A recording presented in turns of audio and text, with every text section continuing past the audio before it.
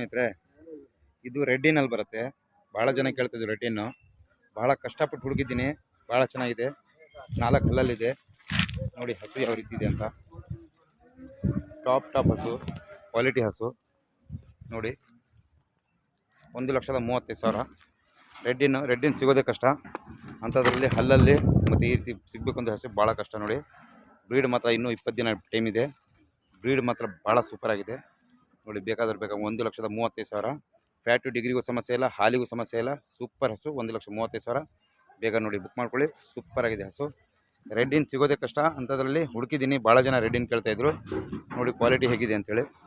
Plus ಇದ್ರ ಜೊತೆಗೆ ಒಂದು HF ಇದೆ ನೋಡಿ. ಇದು ತೊಗೊಂಡಿರೋ ಹಸು 2 ಹಲ್ಲು ಮೊಣಕಾಯ್ದು ಹಾಲು ತೆಗಿತಿದ್ದಾರೆ. ಇನ್ನೂ ಹಲ್ಲೆ ಮಾಡಿಲ್ಲ. ಇದು ಕರು ಹಾಕಿದೆ, ಹಲ್ಲೆ ಮಾಡಿಲ್ಲ. ಇದೊಂದು ನೋಡಿ HF ದೊಡ್ಡ ಹಸು. ಇದು